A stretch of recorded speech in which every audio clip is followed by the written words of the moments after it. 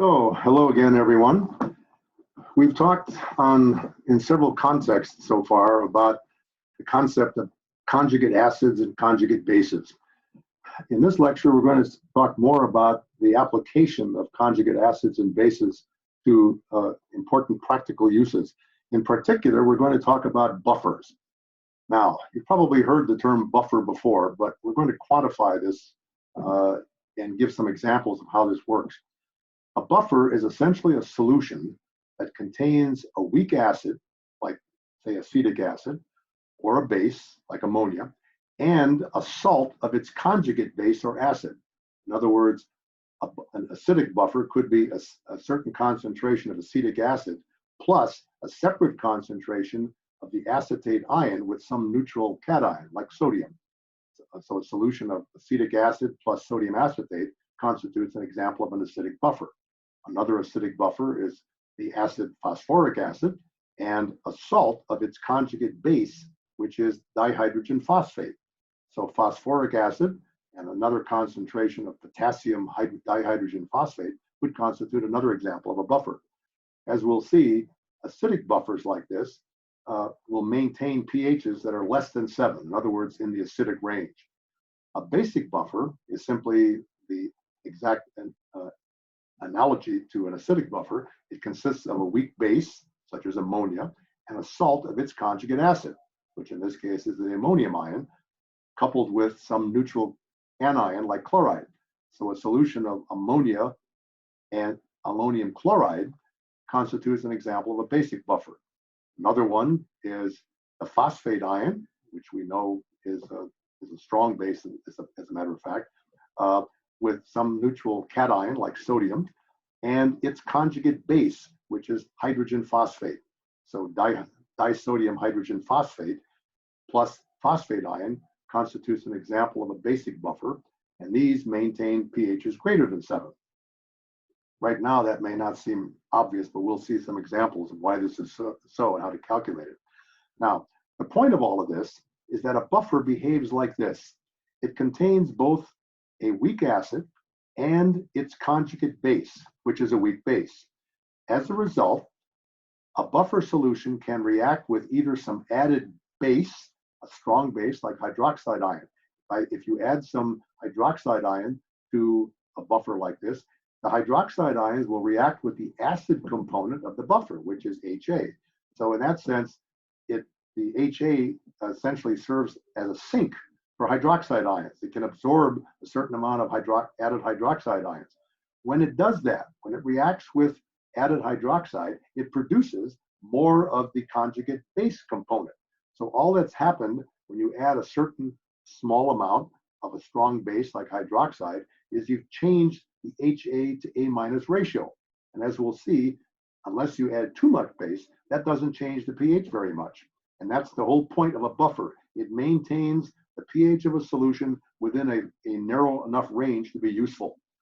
Okay. The opposite is true, of course, if I add some strong acid, like hydrochloric acid, to a solution that contains A-, like acetate. What it will do is it will react with the base component to produce more of the acid component. Again, all that happens, unless I add too much acid, is that it changes the HA to A- ratio, which keeps the buffer in approximately a narrow range that's useful. So how do we determine what that pH is? Well, this is a simple example showing how to calculate the pH of a buffer. And what we're going to talk about for simplicity first is suppose that in a buffer, the concentration of the acid component and the base component, you can't see the negative charge here, but that's A-, the concentration of the acid component and the base component are the same. That's an example of a 1-to-1 buffer. And so here's the Ka expression for HA. It's, of course, the H3O concentration times the A- over the HA, the usual Ka expression. And if the concentration of A- and HA are the same, then of course the Ka is just the same as the H3O plus concentration. And that means then that the pH, which is minus the log of the H3O plus, is equal to the pKa, which is minus the log of the Ka. A 1-to-1 buffer is one that has, as we'll see, the maximum buffer capacity. In other words, it can absorb the most added acid or the most added base before it loses its buffer capacity. So, as I've just said, since the hydronium ion concentration is Ka times Ha over A minus, just take this and rearrange it here, then minus the log of the hydronium ion concentration, which is the pH, equals minus the log of the Ka, which is the pKa, minus the log of the Ha over A minus concentration. And in order to get rid of this minus sign here, which isn't essential, but it's conventional, and turn this into a plus sign, just flip this ratio upside down. And so the pH then is the pKa plus the log of the conjugate base concentration at equilibrium over the concentration of its conjugate acid concentration at equilibrium. Now, since the A minus and the HA can act as sinks for either added acid or added base, the pH does not change very much, as we'll see, because the two concentrations, although they may change by adding some acid, that will make this concentration go down and this one go up, or adding some base, which will make this concentration go down and this one go up. But because it's a log, the ratio, it may change by a factor of even 10 to 1, but the log of 10 is only 1. And so the pH will change by only 1 pH unit, for example, even if I change this ratio of concentration by a factor of 10. That's the whole point of a buffer. Now, because of that, unless I add too much acid or too much base, the concentration of the acid component at equilibrium, after I've added some acid or base, will not be a whole lot different than the initial concentration. And similarly, the concentration of the conjugate base, A minus at equilibrium, won't be a lot different than the initial concentration. So what I can say is then that the pH of a buffer like this is about the same as the pKa, which is the pKa of the acid component, plus the log of this ratio of concentrations. This is what's referred to as the so-called Henderson-Hasselbalch equation. And it's an equation that's used a lot in determining the pH of a buffer. In other words, if I know the concentration of the base component, the conjugate base component, and the concentration of the weak acid component, and I know the pKa of that acid component, I can determine the pH by just using this simple equation. So what happens now when this, let me decrease this a little bit and then increase it a bit like this. Okay. This is a graph that shows an example of how the pH of a buffer will change with added, in this case, base. Sodium hydroxide, 0.1 molar sodium hydroxide is being added to pure water, which is the blue line, or to two different acetic acid acetate buffers. So we'll look at these in turn. The pH, of course, of pure water is 7, so it starts out right here. And when I add sodium hydroxide solution, 0.1 molar sodium hydroxide solution, to pure water, what occurs, of course, is that the pH starts going up with added sodium hydroxide, and it goes up very sharply. For example, when I add just 1 milliliter of sodium hydroxide solution here, the pH goes up to about 11 very, very suddenly. And with more added sodium hydroxide, the pH will continue to go up, although not as sharply because it's a log function, of course, remember. So by the time I've added 40 milliliters, as an example, of this sodium hydroxide solution, the pH has gone from 7 to about 12.5, which is what it is right about here. And you can calculate that for yourself to prove it. And so if the amount that I started with of water was 100 milliliters, I've added 40 milliliters of 0.1 molar sodium hydroxide. You can calculate, I now have a total of 140 milliliters of volume, and you can determine how much hydroxide ion that corresponds to. It turns out that the pH is about 12.5. And that's exactly what you expect to have happen when you add a strong base to pure water. The pH will change a lot. Same thing would happen if I added strong acid to water. It would start at 7 and go down quickly, for example. Now, by contrast, let's look at what happens when I add that sodium hydroxide solution to a buffer. In this case, it's a buffer that consists of 0.1 molar acetic acid and 0.1 molar sodium acetate. That's an example of a 1-to-1 buffer for which this Henderson-Hasselbalch equation can apply.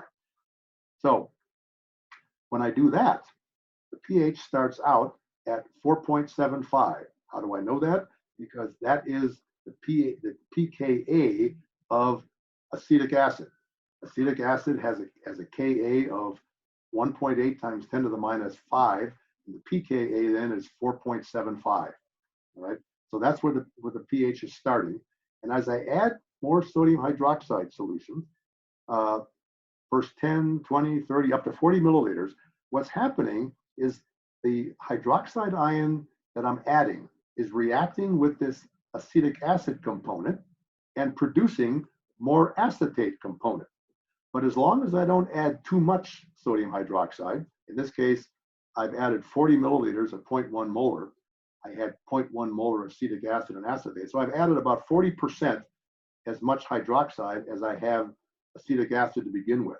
So that will change the pH, it's true, but you can see that what will happen is that the pH that we start with here, the concentration of acetic acid, of acetate ion and acetic acid are both 0.1 molar.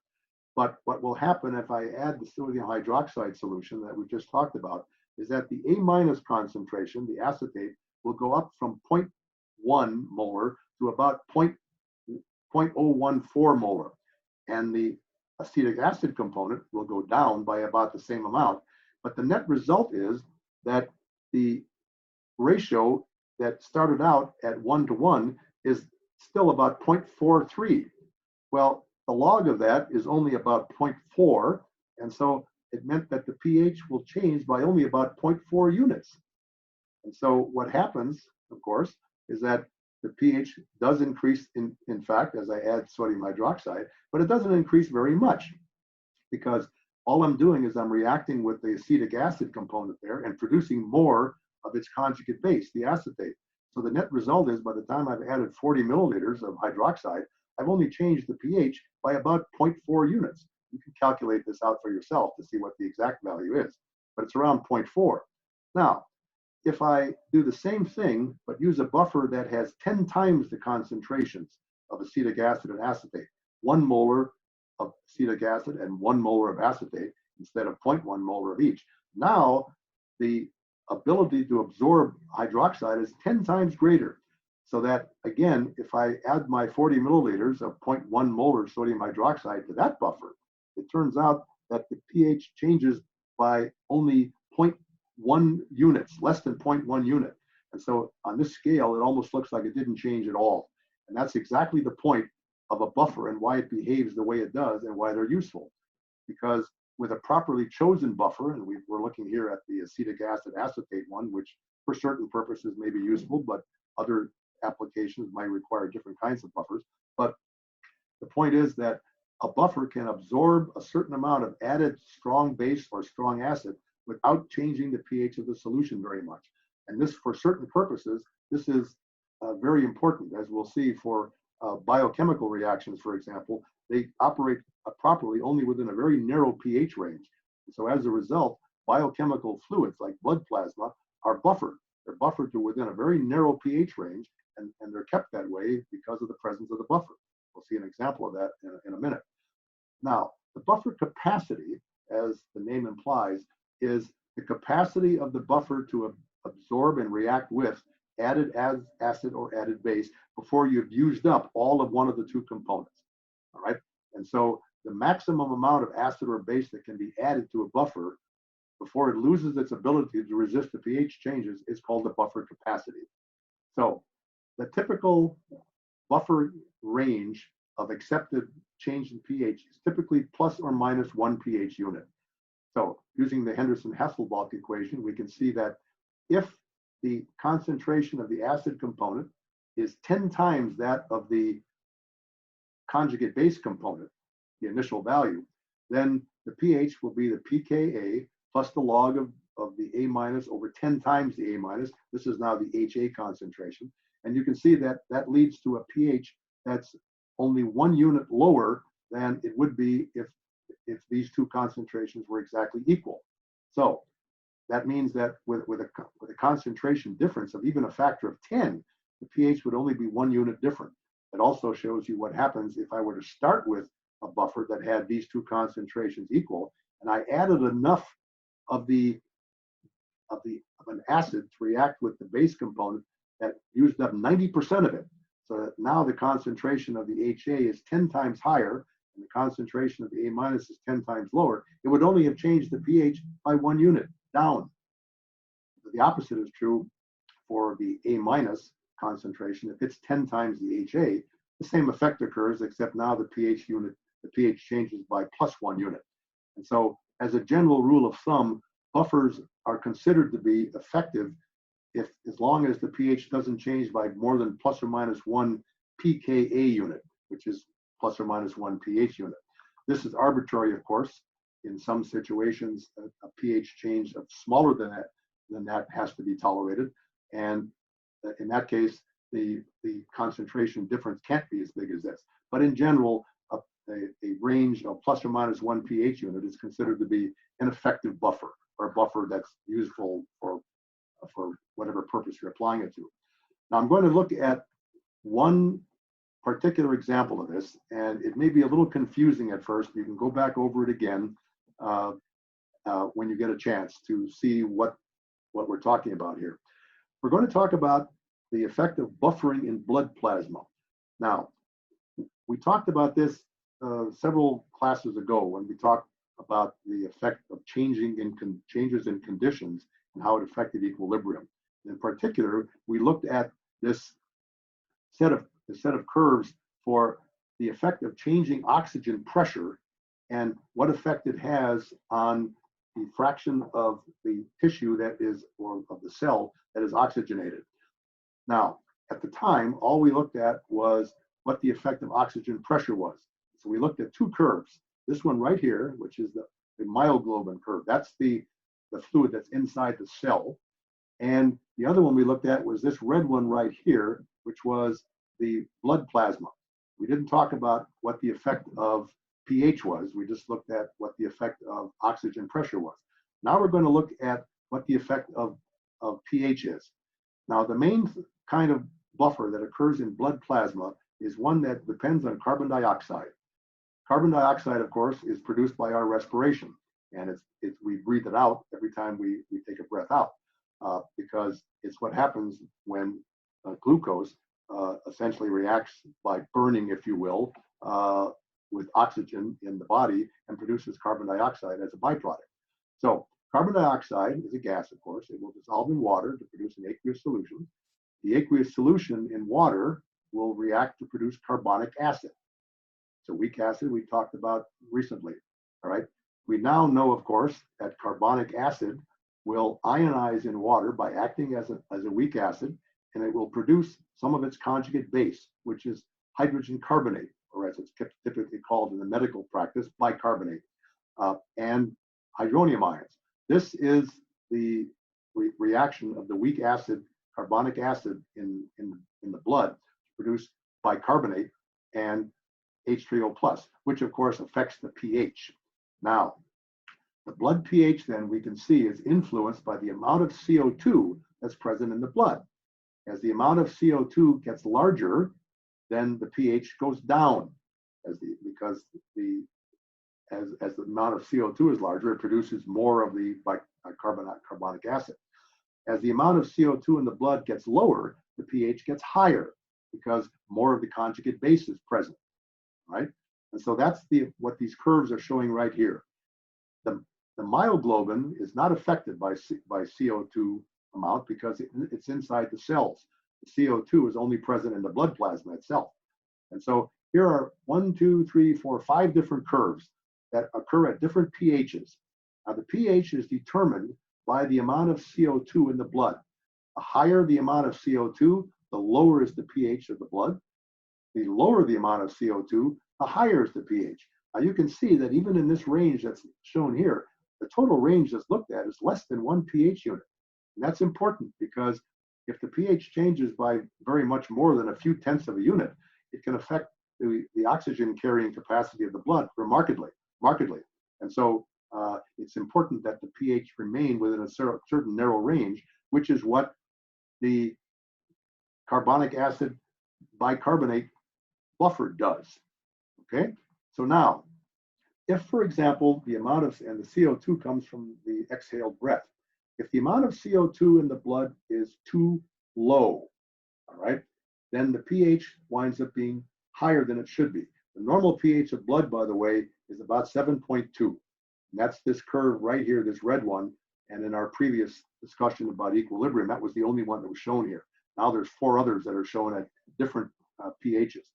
So this red one right here is the normal curve for the CO2 of 40 torr, which occurs right about here.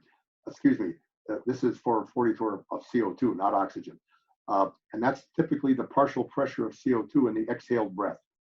So remember that this blue band we talked about before is the normal range of oxygen pressure in venous blood, and the red band is the normal range in oxygenated arterial blood, which is about 3 times higher. So now, as if the amount of CO2 for whatever reason in the blood gets higher and higher, the pH goes down, okay? This lowest curve here is the pH of 6.8, and at this point, the amount of CO2 in the blood is sufficiently high that it's caused the pH to go from the normal 7.2 down to 6.8. Not a big change, but it turns out, as I said, that the range of tolerable pHs in your blood plasma is fairly narrow. It's less than 1 pH unit from top to bottom, and so it has to be regulated by that carbonic acid bicarbonate buffer. So in order for this to operate properly, and I'll blow this up here so you can see this better, okay? This is a figure that shows pH. And if you look here, I'll try to get even bigger yet so you can read this, okay? This is a very narrow pH range. The so-called normal position is right here, the one we just looked at, has a pH of 7.4. And the bicarbonate concentration, if you read this over, is about 24 millimolar. This is 20, this is 25. And so the concentration in what's called normal blood concentration is about 24 millimolar. Now, this is at a CO2 pressure of about 40 torr, which, as I said here, that's the typical normal pressure of CO2 in your exhaled breath. Now, if the CO2 pressure gets too high, this can come about for various reasons, all right? If the CO2 pressure gets too high, let's say 60, that's not a big change from 40, but it's a pressure of 60 torr, 60 millimeters of mercury in this curve. Now, it turns out that the pH has gone,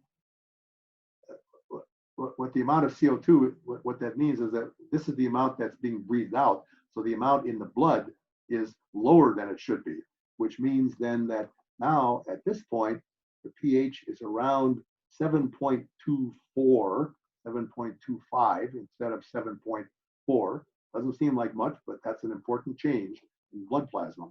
And this condition is called respiratory acidosis. It means that because the CO2 content is higher than it should be in the exhaled breath, it means that the CO2 in the blood is lower than it should be, which means that the pH, in the blood is higher than it should be. So the pH has gone down from 7.4 to 7.2. Well, the way to make the CO2 get lower is, there are various ways to do this, but you've heard of hyperventilation.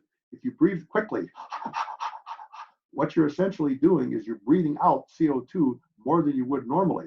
And that causes the pressure of CO2 in the blood to go down, back approaching 40 where it should be, and that returns you to the normal situation. The opposite case is when the amount of CO2 is too low. In this case, it shows it at 27 torr. And now the pH has gone up because of that. It's now up to about 7.55 or something like that. Again, this is a very narrow pH range, but it's important to notice that this has a big effect on respiration. At this point, the amount of CO2 is now too low. And so, but still, the bicarbonate concentration is now only 23. So you can see that the total range of bicarbonate concentration varies between 23 and 25 millimolar. That's not very much, but that's how much the change in CO2 concentration can cause. So alkalosis is the opposite case. It means there's too little CO2. And the solution to this, you may have seen this in movies or something, is you breathe into a bag. You put a bag over your head, and if you breathe into the bag, you're constantly breathing back in the CO2 you just breathed out. So that causes the CO2 amount of blood to get higher, and that causes you to, again, return to this normal situation. So the point here from all of this is that in a situation like blood plasma, which is obviously a very important biochemical situation in mammalian bodies, it's important to keep the pH in a fairly narrow range, and that's done by varying the amount of CO2. And it's all based on this carbonic acid bicarbonate buffer situation. There are lots of other examples of this for other cases, but this gives you one example of what this is like. Next time we'll talk some more about acid-base reactions, but in terms of titrations instead.